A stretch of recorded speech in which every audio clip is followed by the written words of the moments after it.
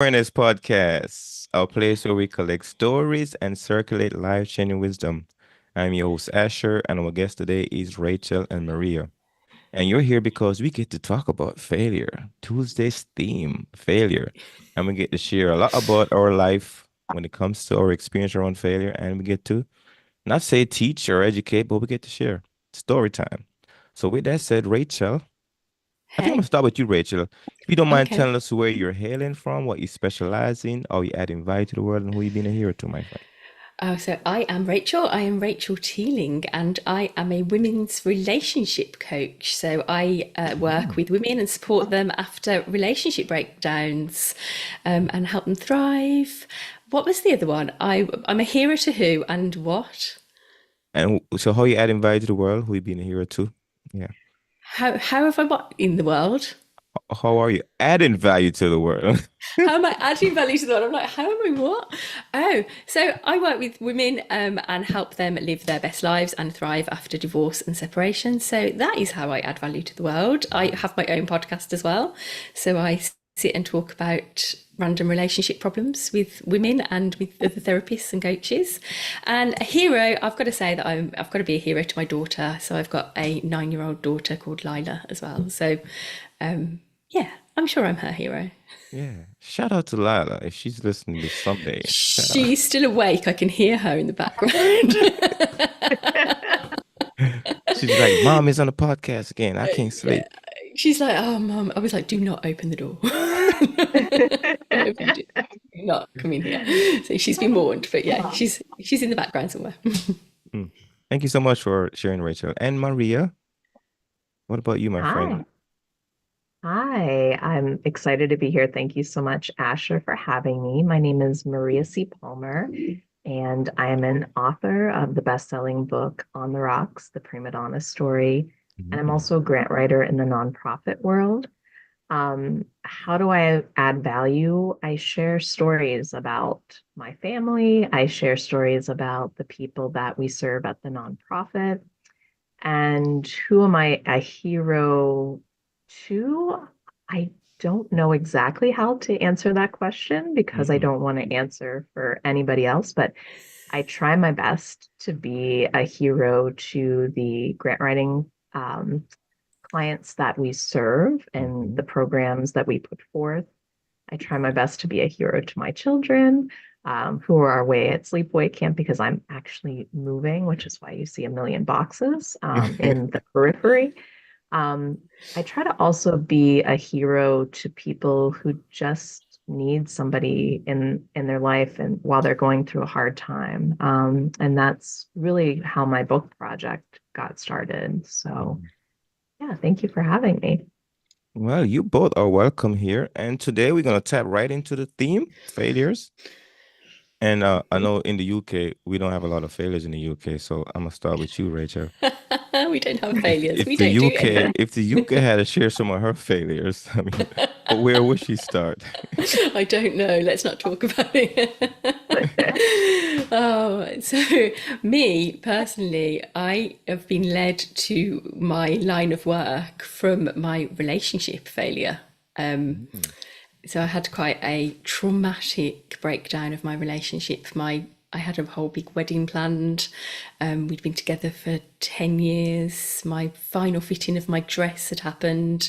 The flowers had been ordered. The menus had been Wait a minute, you one of sorted. those girls from those movies? Yes, it was like a big £20,000 worth of wedding. And he cancelled it and moved out and disappeared off the face of the earth. And yeah, that left me heartbroken, lost, confused, a single mom. And it's not until I've worked through what I've worked through that I realised that actually I was part of the problem. And, we can all throw blame at him for cancelling the wedding and we can all say, oh, what a bad man he was. Mm. But, I can see how my part in that relationship led him to think actually he's getting married the right thing for us. And thank God it happened. Thank God he cancelled. Divorce is expensive. Mm. So Yeah, but that's led me into, working with women who are going through marriage breakups, divorce, separation, and, then dating again. Past the age of 40, it's not something that's it's not an easy path. Mm.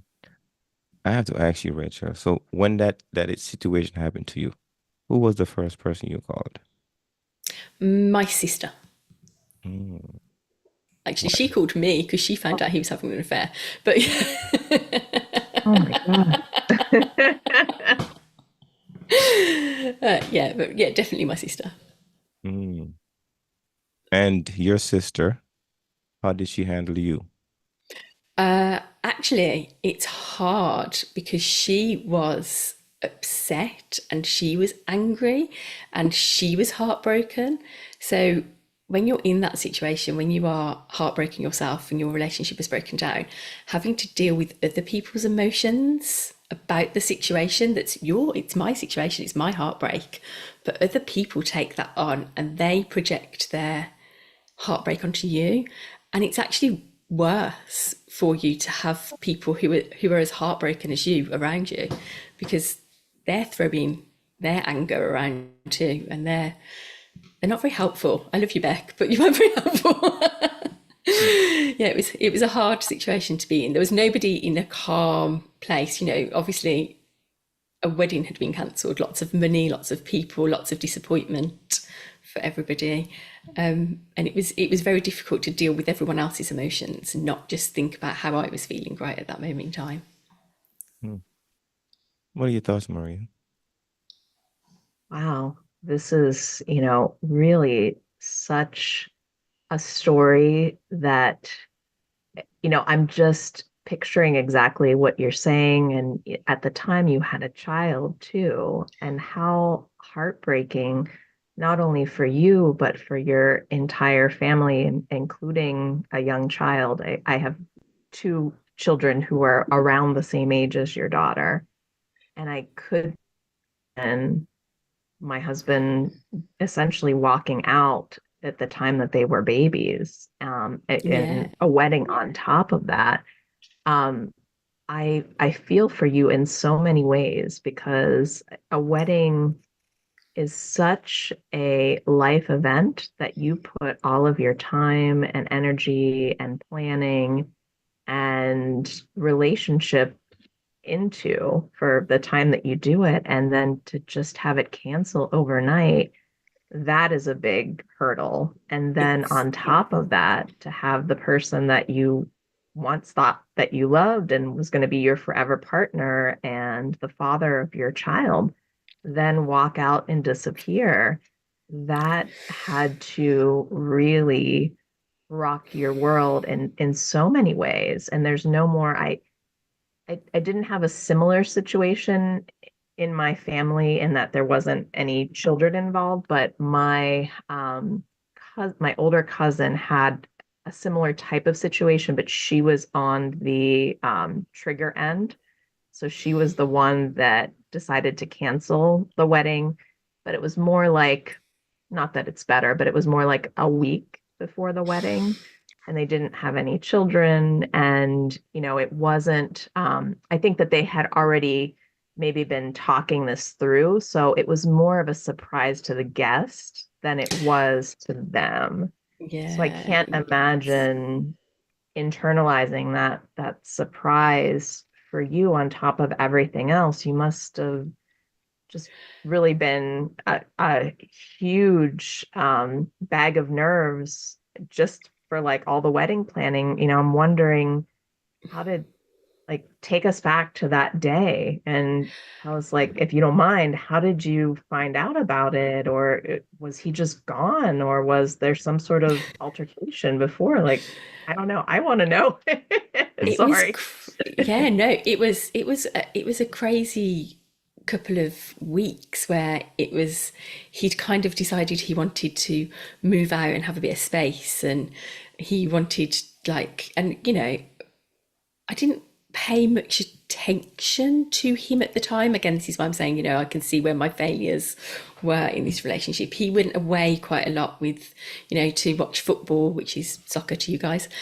So he would go to like football matches and stay away for weekends. And I was fine with all of these things happening. He was a bloke and I had girlfriends and a baby and things like that. So when he started disappearing for longer and going away more, I didn't really question what was going on. Eventually we discovered he was having an affair and that's why he was going away so much. But when it came to the wedding, he'd actually instructed a solicitor about a prenup, which was my first. Oh my gosh. What's going on? Yeah. Like, why would you want to do that? Like, he had a business, fair enough, but he didn't want me to get my hands on any of his money or his business. And I'm afraid that in my beliefs about a marriage, if we're going into this together, and financially, relationship wise, everything should be. So that was my first kind of like red flag that something was up. There was something going on here. And don't you? You have a feeling, there's something wrong. And then he appeared one day and said, "That's it, I don't want to do it. I'm calling the wedding off. I'll cancel all the guests. I'll cancel everything. You won't have to do anything. I'll do it all. I just don't want to do this." And yeah, and then he just like left me to work out what to do. And she was 4 at the time, so she just started school. She was very little. She was going through a transitional period herself of having to start school, make new friends, a whole new routine, and then Daddy moved out. So it was quite a traumatic time for us both. And the only thing that kept me going, I have to shout out to my neighbours, who are very good friends, and the amount of tears I must have cried on my neighbour's kitchen table. She's got rid of it now, but I feel like I should have kept the kitchen table and like carved my heart into it, because I literally spent like months crying at her kitchen table and not knowing what was happening and not knowing what was going on and being really very confused. And I hate to like use labels and terms, but very much I was gaslighted. I was very much like, he made me believe one thing, but another thing was actually going on. And then when we eventually discovered he was having an affair through my sister's detective work, he tried to deny that too. And it was all very, it was a really bad situation. But at the time, because I was so invested in that relationship, I worked for his business. I had a child with him. We had a house together. We were getting married. Like, my entire identity was tied up in that man, in that person I'd been with for nearly 10 years. And what happens to me now? Like, I'm lost. I don't even know who I am. I don't know what I want from my future. Yesterday I had a wedding planned and like a honeymoon to Australia. And today I just don't know what's happening. I'd just like to point out I went on the honeymoon to Australia. Good for you. I love that. I mean, I think I love that you were able to find some support in some unlikely spots. And it's so nice whenever you hear that people step up, and sometimes you don't know what to say, right? Whenever something really crappy happens to somebody. I just had a friend who lost her father overnight. He went to sleep and never woke up, and she found him. And I didn't really know what to say to her, because what do you say to that? There's no right words. There's no, I understand how you feel, because I don't. No. But what I can do and what I can offer, and I think what the world can offer to anybody who's going through something challenging or going through a failure, is just listening to the person and letting that person grieve the loss that may not even really be the loss. Like you said, it's a blessing in disguise now that he picked up and left. But at that time, you didn't know it to be that way, right? It was your world. So kudos to your neighbors that really helped you through that. And kudos to you who, had that rebirth and decided, hey, screw this, I'm going to Australia no matter what. and we're going to do this, and we're going to celebrate life, even though life gets hard sometimes. So I Yeah. love your story. And I think that you are a very inspirational person. Why Lots to thank learn from you. why thank you. Thank you very much. Yeah, we did. I mean, but my recovery was working with a coach. So I had talking therapy. I did all the, normal things that you would do, see your GP, antidepressants, therapy. And it wasn't until I met a life coach that I started doing work that worked with my subconscious, worked with my self-worth, my beliefs in myself, my beliefs about who I was and what I could achieve on my own and who I was on my own. I think, we lose ourselves into relationships, don't we? So Sure. until I did that, until I worked through all of like my own past inner child healing, and did I come out the other side and be like, oh my God, actually my life is transformed. I'm a completely different person to who I Mhm. was, say 5 years ago. I'm like that. How long ago was it now? But I'm a completely different person, and that is why I wanted to work with women that were, going through relationship breakdowns or looking for new relationships. Because the first thing we all do when we have a relationship breakdown is look for somebody new, and that's probably the worst thing we can ever do. Sure. Believe me, I tried it. This is very interesting. So I love this. I love when this happens, where somebody goes through something, and then that experience created a profession for them. Yes, I did, And honestly. then you figure out, so if I try to take away your profession right now, that means what would happen to the experience that you have. So now you're like, okay, that experience is like, it's like a course. It's like a school, it's like a class to certify in your profession now. So now you get to be a profession at the thing that you just experienced. And I Interesting. love it, and I love seeing women who, they just don't know anything after their relationship breaks down. They're just like, huh? What happened to me? And then to work them through kind of what's happened, to bring them out the other side. And last week I had one of my clients get engaged, like at the age of Aw. 41. So she's gone through a divorce, she's gone, full circle. Her ex has been cheated on her, and she was single for a very long time. And then last week I got a text message saying, oh my God, he's just proposed to me on a beach in the Canary Islands. And I Oh. was like, Mm. it's just, seeing that kind of result with women who would never even consider relationships again after the kind of heartbreak they've experienced. It's amazing. Mm. It Well, thank is you for sharing that, so Rachel. Thank you. And Thank you. Maria, I noticed that you just automatically connect with Rachel's story, I know, and you yeah. automatically was having something empowering to say. And I'm curious about your hard times. One of those hard times that you consider failure in your life that you would like to share right now with us. Yeah, Rachel and I have a lot in common in that one of my life failures also became my profession. So long story, whenever I was 20 years old, I grew up in Pittsburgh, Pennsylvania, grew up in a restaurant family. My dad was one of the hottest restaurateurs during the 80s through the early 2000s, for a restaurant called the Prima Donna Restaurant. And we were living high. We had celebrities, sports stars, broadcasters coming in and out of our doors. And then one day it all changed, and the federal government knocked on my door, and my father was mentioned in a federal grand jury investigation.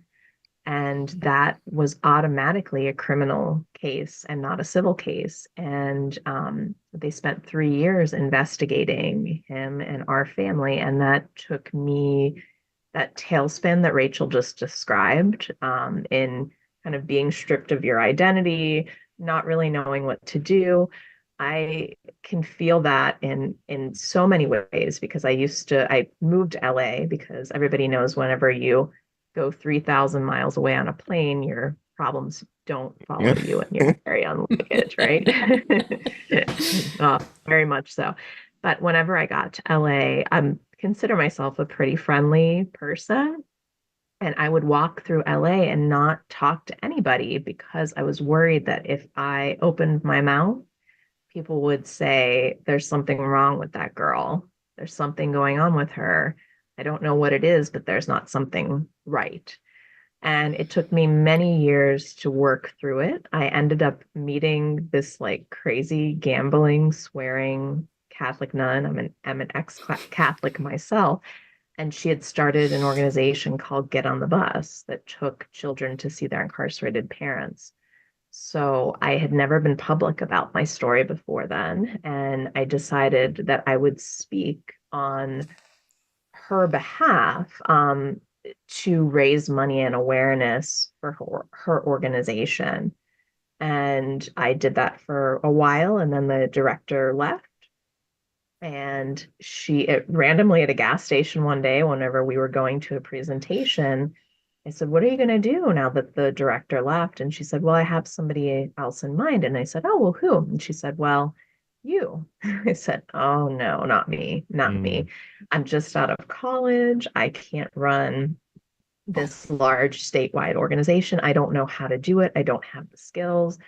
I'm in flux right now with everything that's going on in my family. It's not the right time. I'm not the right person. No." And she gave me the confidence and, through little white lies, like it will be easy. Nothing in life is ever easy. But she gave me the confidence to take the director position. And it was through that I started working in the nonprofit world, and I started working with families of incarcerated people. And what I learned, I thought I was going to be helping so many people, and that I, quote unquote, as your first question, was going to be the hero for so many people. In reality, the people that I worked with were the heroes for me, and they Mm. taught me things about resiliency and pulling up through your bootstraps when you're trudging through the mud, and how to love unconditionally, even whenever people maybe don't make the same choices that you'd like them to, and how to forgive people in a way that is healthy, that doesn't demean anybody in the process, but allows you to move on and not carry shame and guilt. And my life has been so enriching ever since. And once my dad got out of prison, I saw that he was very sad and really missed the restaurant life that he once had. And so we engaged in this book project, and it took us 17 years and a writing partner, my former high school English teacher.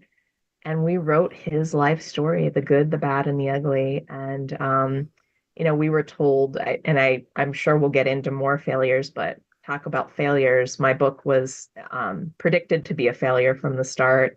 We went out to 265 agents. 140 people straight up ghosted me. Rachel, I know you know what that feels like. 100 Oh, people yes. told me no, thanks, but no thanks. And only 17 people said, yeah, I'll see a little bit more. And then one person agreed to represent me. When we went to publishers, it was the same thing. Most people said you would never fit on the shelves with Anthony Bourdain's Kitchen Confidential and Stanley Tucci's Taste.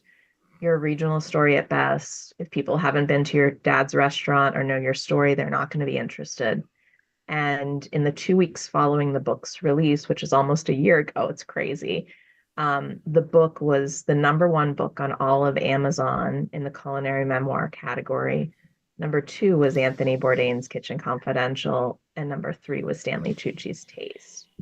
And I like to share that with people because, and I'm curious to see if Rachel feels the same.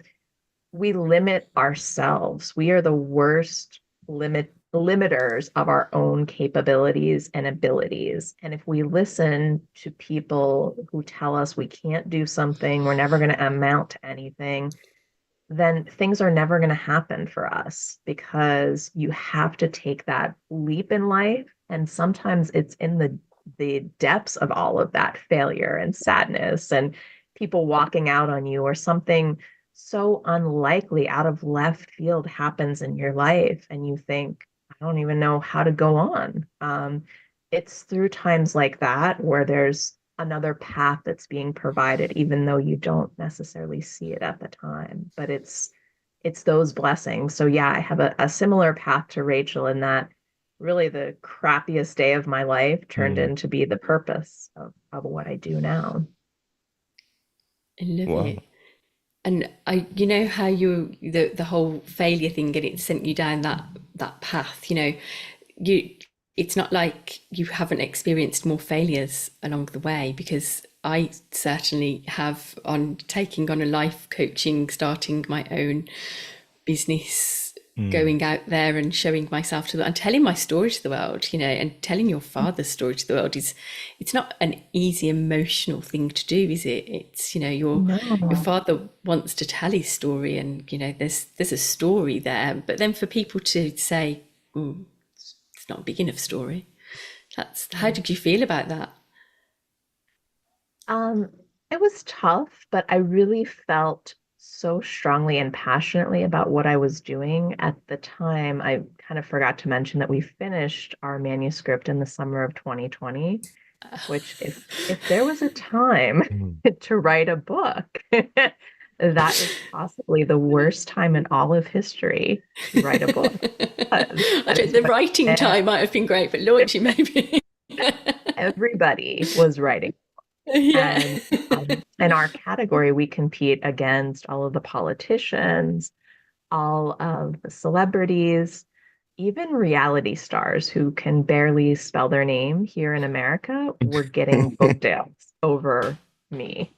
And that in itself was very heavy, but I knew deep down inside there was so much dissension in what was going on, especially in America, but all around the world. And I knew that this particular project had lots of themes of unity and different themes of love and the duality of what it means to be human, how we can be kind of the good angel and the bad angel, but we're Always, we not have good or both. Yeah. bad, right? Like we're a little bit of both. And sometimes it's being vulnerable, and allowing that darker side to show that makes people connect with us a bit more, right? Like I love, Rachel, that you admitted that, yes, it definitely, everybody wants to hate your, were to be husband, and I still hate him. I don't care if he wasn't all in the wrong, because he seems like he's all in the wrong to me.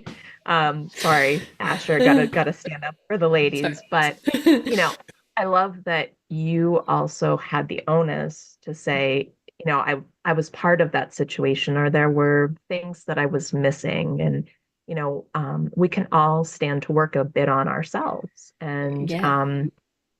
working on this project with my father and with my writing partner was so wonderful, because we learned that although it's painful to tell the truth and to tell the really crappy things, it's also incredibly therapeutic. Mhm. And now that it's out there, there's nothing. People ask me all the time, well, can I ask you about your dad being in prison? Yeah. What do you want to know? Like it's Or it's in read a my book, book. I mean, Yeah. on thousands of people have read about it at this point. We're not hiding anything. It is what happened. And you have to realize, where do you go from here? How do you take this really hard time that you're facing and turn it into something? And really, it's those baby steps. And it's, sometimes crying on your neighbor's kitchen table, and sometimes avoiding eye contact with anyone who tries to talk to you. But it's those little things that kind of move you closer to your goal. But sometimes when we go through these big traumatic events, we need to give ourselves grace to be able to heal and to bounce back in a reasonable amount of time. And to keep at, you knew that you wanted to tell your father's story, and even people telling you that it wasn't worth telling, you continued to, it's like, I can't remember the analogy, but I've read a book recently about like a goat who got into a house and they really wanted to ruin the house. So you have to just keep going at it until you get to where you want to be, and where you want to be and where I want to be. I know we're talking about failures, but what success is different for everybody, isn't it? So my kind of success is, I want to be able to work from home and pick my daughter up from school at this point in time. Mhm. Like your success is, I want to be able to launch my book and tell my father's story. It's, it looks different for everybody, doesn't it? But to be able to get success we have to keep failing at quite a lot of stuff. I've failed at quite a lot of stuff since I've been a life coach too. So Yeah. I'm curious. I'm Absolutely. curious from both of you because we're talking about the failure and the success piece. So, if you had to tell failure or success, which one do you think is more liberating? Telling success, or telling failure? I'll start with you, failure. Rachel. Yeah, failure, definitely. It's more liberating. It's more liberating because you just know that I mean, down my life coaching path, I've done several different things. I've tried to work with different people. I've tried different like messaging. I'm a dating expert. I'm a this expert. But what it actually I've discovered comes down to is just I'm working with people on relationships, whatever that relationship looks like, the relationship with themselves. But I have failed so much with different people. I had somebody cancel me as a life coach. They cancelled their sessions with me because they Mm. didn't like my view on masculine and feminine energy. And I was really like, oh my God, I was heartbroken. I was like, oh my God, I'm a terrible life coach. I can't help that woman You because got she doesn't. fired? I got fired by a client.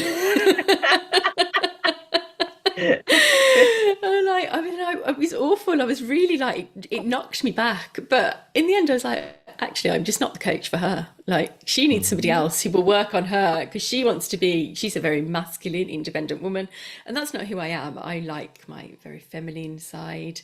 I'm a single mum, so I work like quite a lot in my masculine energy just to get things done. But, I'm a very feminine woman, and that's who I am. And she shouldn't have been working with me, really. We weren't a match.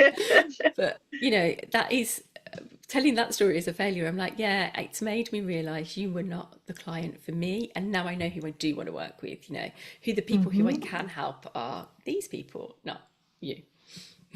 Mm. So, Maria, I assume you agree with Rachel as far as telling success is more liberating than telling failure is more liberating than telling success.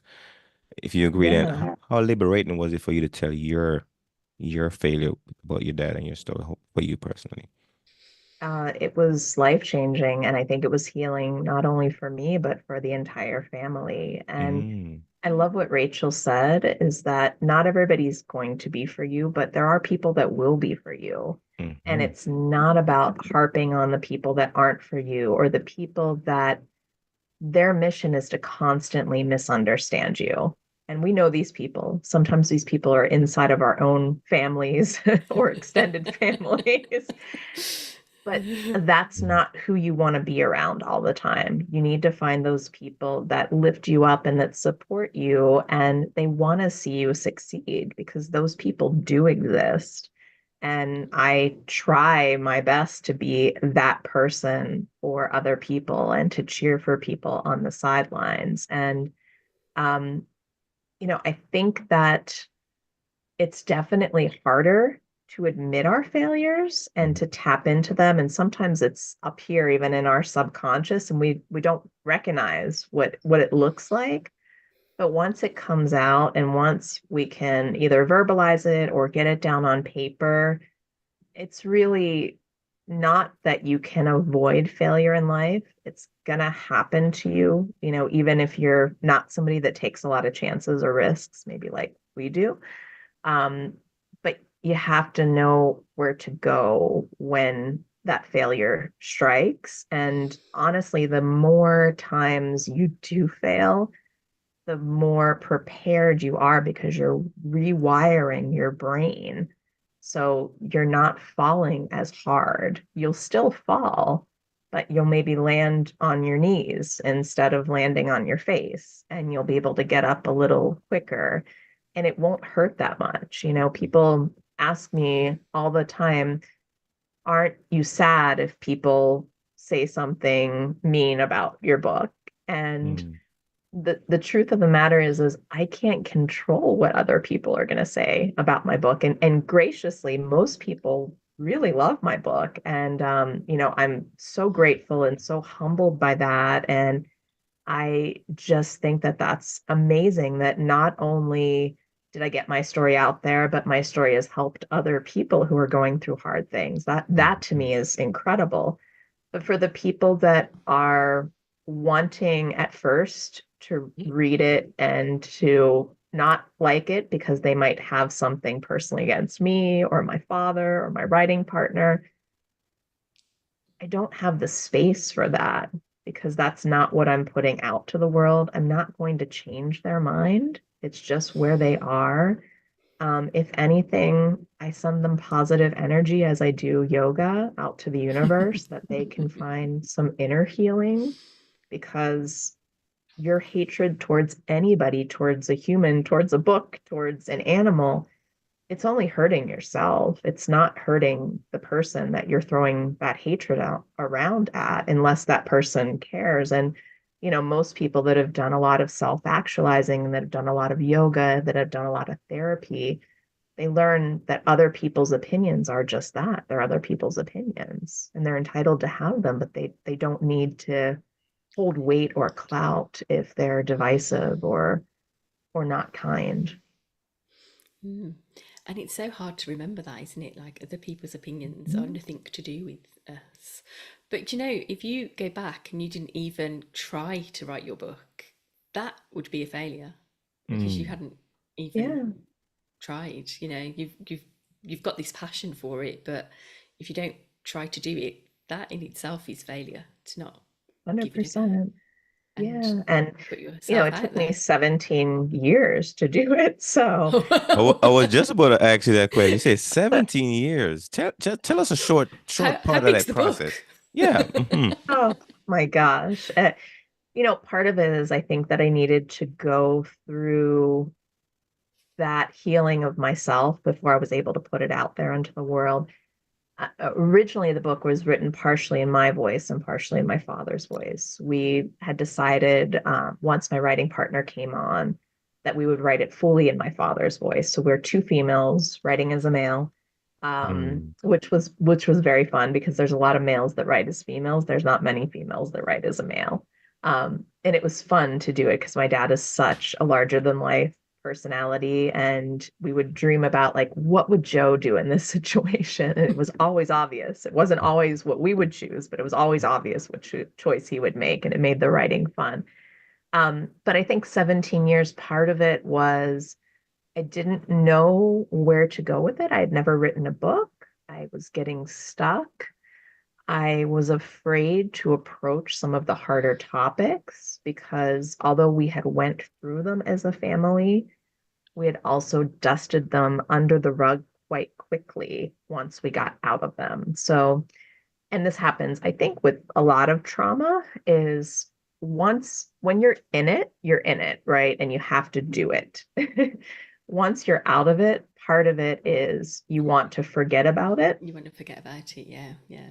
and you don't talk about it anymore. So once my dad left that phase of his life, we no longer discussed it. And it was, in a way, sometimes I would have to almost reality check myself, like, did that really happen? Did it happen? Am Is this, yeah, is yeah, this like, true? am I rewriting history? Like, is this something that's made up? So coming to grips with all of that, I think that's more what took 17 years. And I know that because now I'm working on a second book and I've only been working on it for a couple of weeks and I have 100 pages already written on it. So I know it doesn't normally take 17 years to write a book, but when you don't know where you're going, you don't really know exactly what your focus is going to be on, and you're also avoiding topics. And, it took a very real discussion with my dad to say, hey, listen, everything, we live in the digital age, everything is Googleable. Your trial was very public. So if anyone Googles your name, it's going to come up. So we have to not only acknowledge it in the book, but we have to tell people why. And as a society, we can't really change the facts of what happened, but we can certainly take back our own pen and tell people why it happened from our own perspective. And once he was willing to do that, then we went on a lightning path, and it only took 7 more years. Mm. It took 10 years of just lots of stumbling and then 7 years of a lot of writing and perfecting it to really make it Yeah. work. I can see why it would have been difficult though, because you and your father would have had very different experiences of the same event. Like Sure. Mm. I would, me and my daughter would have had very different experiences of the same event. Me and her dad, let's just not talk about what experience he had. Is her dad involved in her life at all now, or are you guys, he just Absolutely. disappeared? Yeah, no, he's brilliant. He's like, he's the best co-parent I've ever known. Oh, wow. He's the best. Yeah, he's the best. She's been to see Taylor Swift twice, so he's got to be the best Oh dad in the my world. God. Yeah, he's And really how good. did Yeah, if you don't mind me asking, sorry, I'm like just jumping in here because I'm so no, curious. Lucy. How did how did you guys, I don't know if reconcile is the right word, but how did you guys get to a point where you could forgive as much as possible and move on to your co-parenting role? Um, it's like I kind of had a brain transplant. I was a very angry woman, and I wasn't very nice to him. So again, I can see why why things probably failed between us. So I wasn't a very nice person. I was a complete bitch. And when I started to realise that I can see my failures in this relationship, I can see that the role I played, it doesn't excuse what happened. It doesn't excuse his behaviour. It doesn't excuse the way he treated me. But I can definitely see that he did what he did with what he knew when he did it. And I can't change it. He's the father of my child. I could go on and be bitter for the rest of my life and hate him for the rest of my life. And who's that serving? No one. That's only going to cause me pain. So I did literally, and nobody can believe that I've forgiven him, but I'm like, I am nonplussed by him. He's her father. It's important that he has a role in her life. It's important that they have a very close relationship. It's important that she has her father's as a role model as well as a mother as a role model. I'm now in a new relationship, and my partner has two Good. daughters, and it's like it's very important that his daughters have a mother, like their a relationship with their mother and a relationship with him, and we blend it all together. It's not easy, but it's just human nature, human behavior, isn't it? And I can honestly say I am nonplussed by him. I've forgiven him, I've moved on. I don't laugh about it, although some of the things he did I can possibly, like me and my neighbour laugh about a couple of the situations where he literally disappeared and he appeared in Turkey, and you're like, where? Yeah. Look, on Facebook, he was in Turkey, and I was like, I was just cooking your Sunday lunch. Why are you in Turkey? It's crazy. And what Yeah, about sorry, you can tell me none of my business, but go what ahead. about this woman that he took off with? Was she They're still in the together. know about what's happening? Did she know that there was an upcoming wedding that he just walked out on, or that you had existed? I kind of feel like as a female, that's a It big depends. no-no. It depends who you believe. She says Okay. not, but if you were tracking my social media at the time, it's pretty obvious I was about to get married. so, Sure. Mm. so she says she knew nothing about it, and he told her he was single, and I'm like, okay, if you track my social media at that time, about 2 weeks before he left, we were in Florida on holiday, so together. But by the by, they're still together, so fair play to them. Mm. Wow. Wow. You Yeah. guys have connected really deep. I just enjoy just watching you guys just go back and forth. I'm like, I want to write a book now. Yeah. Yes, you totally should. You totally should. And honestly, your inciting incident is perfect Mm. because there's so many different ways you can go from there. I think you should for Let's sure. write a book and write different endings. What happened to it, really? So, What happened in the end? so Exactly. here is the beautiful thing. We all get to make a living from the life we have lived. So if you sit back and go back into your own story, you get to make a living from it. That's what everybody really do. The people that are out there in the world really, really that figured it out. Like you make a living from the life you've already lived. So you go back there and figure out, okay, what can I take from that life That's and make a living profound. from it? Yeah, like Mm. you've literally just. Hmm. Yes, yeah. Mm. Yeah, that's That's the way definitely the forward. theme today. Oh yeah, Maria did it. She wrote a book. Took her 17 years to put it together, but She got she's making a there. living from that story she have lived. Yeah. Mhm. Okay. Amazing. Yeah. All right, we're gonna wrap up, and thank you so much, Rachel and Maria, for coming on and really Oh, bonding so thank well. you. Yeah, thank you You know, so for much for Thank having everyone to you. me.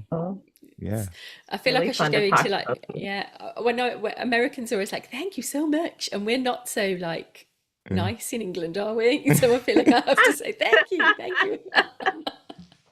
We're not as polite. There's So thank you for having me. It's been amazing. Mm. I feel Okay. like there's different varying degrees though in America because my family is very, oh my gosh, I love you so much, and everybody's Mm. so warm and fuzzy, but not everybody's like that. And that to me becomes bizarre, you know? I'm like, did I Oh, do something? Why does why are this you talking to, person not yeah, just why? want to hug me all the time? I really want to hug them all the time. So I think it's Uh, also situational too. It's not all of America, it's just these I don't know. crazy I think Italians. whatever all the Americans I ever speak to, but that's possibly because I'm British and like we're like, Mm. oh my God, thank you so much. When we're going to shops, thank you so much. My daughter comes back when she's been to Florida. Thank you so much. You're like, Oh. yeah, thank you. It's been brilliant. Mm. So, Rachel, if somebody heard you just now, and like, wow, that lady is my hero, I would like to work with her. How could I work with you? So you can work with me on a one-to-one basis. So we go through the full transformational 3-month program where you go from you've been divorced, separated, hurt, traumatized, whatever situation you're in, to getting engaged. It's just one of my clients' results. But or I actually have a online course now because coaching or therapy is expensive and it's not actually accessible to a lot of people, and I really want to help like single moms like myself that have been left holding the baby, so to speak. So I've got an Mm. online course where you can go and do all of the work that I would do with you on a one-to-one basis, but it's me on a video and some workbooks, or you can work with me in a group coaching situation, or you can work with me one-to-one through that course as well. And that's called the BU Blueprint. And it's about you becoming you again and you learning who you are, what you like, what you want from your life now that you're a single independent woman, and yeah, how to get yourself back after divorce, separation, or your relationship breakdown. So you can work with me on courses or work with me one to one And how can I reach you? at Rachel Teeling Coaching on Instagram, or I am www.rachelteeling.com. It's so useful to have an unusual Irish name. Incredible. Same question for you, Maria. If somebody see Yeah, you and like, yeah, so we're gonna work with you. absolutely. So we are always all around, everywhere. If you go to my website, Mhm. mariacpalmer.com, I always have different types of events. I do virtual book clubs, I do regular book talks. But the thing that people know me most for and love me most for are all of my foodie Mm. experiential events. Mm. So we do what's called a cook and book, and we make recipes inspired by family and also the restaurant. And then it's an immersive hour-and-a-half cooking class. We sit down Mm. and eat, have a little book discussion, and also, as a result of the book, we have developed a partnership in Pittsburgh, and we actually reopen the restaurant twice a year. So we just did that in May, and we're doing that again September 21st. We always switch up the menu so that people can get what their favorite things were. And that's really fun. That's in a big studio seating kitchen with three large jumbotrons, and it maxes out at 50 people. So there's lots of opportunities. I am always open to other opportunities and speaking engagements. I'm going to California next week and talking on a social justice panel. So there's a lot of things that I can do and that I would be willing to do. Just feel free to reach out if you need a speaker or you want to come to one of my cooking events. Would love to have you. Or you want to read on the rocks, have at Mm. it. Thank you. Thank you so much. And Maria, so if you gotta share your biggest takeaway or your biggest giveaway from this conversation, just doing the idea tennis back and forth with all three of us, what would be your biggest takeaway? My biggest takeaway is that we should not fear failure. And I think, Rachel said it best whenever she talked about the day that her fiance to be just got up and left and then said it was really a blessing in disguise. I don't think anybody in the moment would ever say that, including Rachel. It takes kind of that past perspective with a lot of time and space, but know that sometimes your worst moment can be that blessing in disguise. And I think Mm, that that's my greatest takeaway from the day. That's what I mm. always remind myself. Thank you. And same question for you, Rachel. What is your biggest takeaway? I think that if you have a goal, you've just got to keep going at it. It's 17 years to write the book, and here we are. So if that's the goal, that's your success. And I have my own personal goals of having several courses and things, and it's not easy to, and it's not easy, like you said earlier, to keep talking about the events that happened that hurt us so much. And I have to be very mindful of my daughter, but that's my goal, to help women who've been through the same situation as me. So to keep shouting about my story and to keep shouting that I can help you to people is, yeah, if it takes 17 years to get there, Mm. I'll keep at it. And here's my closing question. Would you start with you, Rachel? What is that one thing or two thing when people do it drive you crazy? What's the one thing that drives me crazy? When what that people do, like physically, when people like tap their feet or scrape their feet on the floor and you can just hear the noise. My kid does it all the time. She's like constantly moving. I'm like, just sit still. Hmm. Anything else? I can't think. No, that's just the thing that people scraping and moving when I just want to sit still. I like sitting still. I like being peaceful. I like my peace. Hmm. Thank you. What about you, Maria? What is that one thing or two thing when people do it drive you crazy? Oh gosh, definitely one of the things is whenever people say wait until dun dun dun. So and this happens a lot whenever you have children, you'll be saying, "Oh, my child didn't sleep last night," or they'll say, "Okay, well, just wait until Yeah. they do blah blah blah." I hate that line. I refuse to use that line. My sister also hates that line, which is why we get along so well. But I don't think that there's even a comparison. And I think that whenever you're doing that, not only is it a one up or a competitive type of thing, but it's not helpful. And it's basically saying your reality is not as challenging as mine is. And I'm going to tell you why. So it's not validating. I really don't like that phrase. And the other thing that I hate, and I see it a lot, is just utter entitlement and just meanness. And especially whenever you go out, because I've worked in the restaurant industry for so long. Sometimes when you go out and there are people that are serving you, they are also people. So please Mhm. treat them as such. And we're moving, and this is kind of a funny story, which I can close with. And my husband said something like, "Maria, you're going to see whenever we move a lot of," I thought he said, "Italian men." And he said, "I don't think you're going to be able to handle all the Italian men." And I told him, I said, "Joe, I grew up with Italian men. Like, these are my people. I know how to handle them. They're nuts, yes, but I can handle them." And he said, "You didn't grow up with Italian men. I grew up around a lot of Italian men." And I said, "Oh my goodness, are you kidding me? There's no way."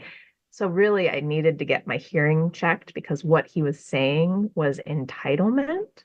And I misunderstood it. So, Entitlement, man. It's yep, entitlement and Italian men. So yeah, mm. I busted out. I said, "You didn't even have homemade pasta until you were 20 years old, till you started dating me. So what do you know about Italian men?" Oh my God. Apparently, it was on me. It was entitlement. So yeah, I don't like entitlement either. Just Mm, come and be who you are. Doesn't matter who you are. Come as you are. mm. Well, thank you so much for both of you for sharing today. And I would say this then. I would say don't wait until you hear this episode again for you to contact Maria or Rachel if you really find them interesting and somebody you want to work with. So I would say don't wait until next. Don't wait. Yeah. It's not what All I right. don't like. I don't like the just wait. I know the Yeah, just don't wait piece. is fun. I took the Don't wait just is out. fun. Yeah. Just I'm just poking at you, Maria. Okay.